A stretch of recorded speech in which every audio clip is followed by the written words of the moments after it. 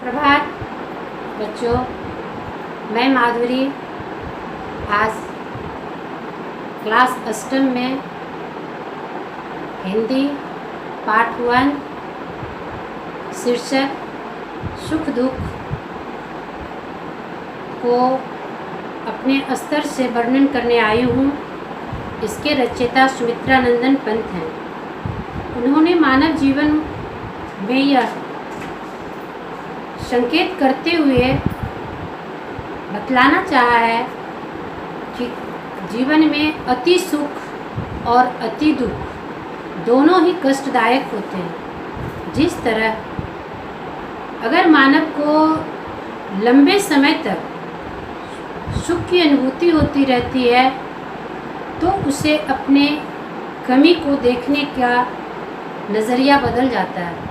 वे हमेशा इस संसार को अपने स्तर से मापने लगते हैं और धीरे धीरे उनमें अहंकार प्रवेश कर जाता है और सुख दुख के नज़रिया में उन्हें यह पता नहीं चलता है कि मानव को इस ज़िंदगी जीने के लिए किस तरह से संघर्षशील होना पड़ता है। जस्ट यह मैं बतलाना चाहती हूँ कि अगर इसके विपरीत व्यक्ति को अगर अति दुख होता है, लंबे समय से व्यक्ति अगर दुख झेलते आते हैं तो उन्हें दुख सहते सहते मन हताश और निराश हो जाता है। तो उनकी जीवन की जो कल्पना होती है वह धीमी गति से इतनी स्थिर हो जाती है, उनका सोच इतना शिथिल पड़ जाता है कि वह आगे बढ़ने की कल्पना नहीं कर पाते। इसलिए सुमित्रानंदन पंत ने कहा है कि यह जीवन जो है मानव के लिए उसी प्रकार होना चाहिए जिस प्रकार एक बादल के बीच चांद थोड़े देर के लिए अगर उछल होता है तो लोग इस आशा में रहते हैं कि उजाला कुछ देर बाद अवश्य आएगी और उस कल्पना में लोग अपनी ज़िंदगी को नई नई सोच के द्वारा आगे बढ़ाने के लिए निरंतर लगे रहते हैं। उसी प्रकार व्यक्ति अगर अधिक दिनों तक कष्ट झेलते रहे या सुख की अनुभूति करते रहे तो उसकी सोच में परिवर्तन बहुत विराम ले लेती है और उसकी गति जो होती है वह मानव जीवन के लिए सही नहीं कहा गया है। इसलिए कहा गया है कि हमारा जीवन अविरल, अविरत और अविचल हो ताकि हमें अपने जीवन जीने की सही अनुभूति प्राप्त हो सके। मानव के लिए यह सुख दुख एक नदी के किनारे के समान होता है।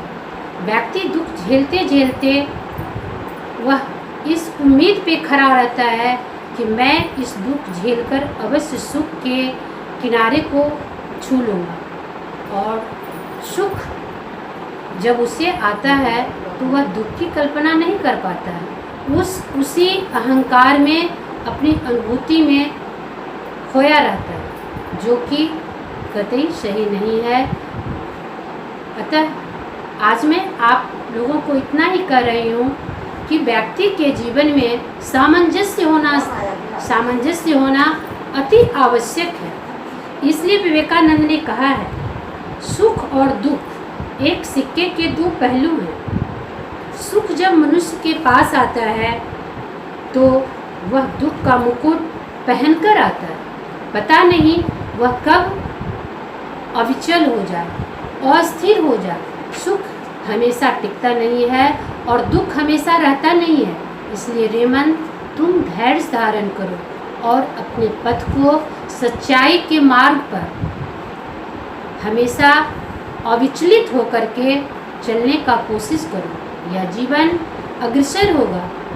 यह मानव की सीख, हम बच्चों की सीख हमारे जीवन के लिए एक आधार होगा। ठीक दूसरी क्लास में मैं इस कविता का शेष वर्णन करूँगी। अतः होमवर्क के रूप में आप क्वेश्चन नंबर 2 और 3 को बनाकर लाएंगे। क्वेश्चन नंबर 1 को मैं खुद एक बार फिर से एक्सप्लेन कर दूंगी, तब आप बना पाएंगे। ऐसे कोशिश करेंगे। ठीक, धन्यवाद।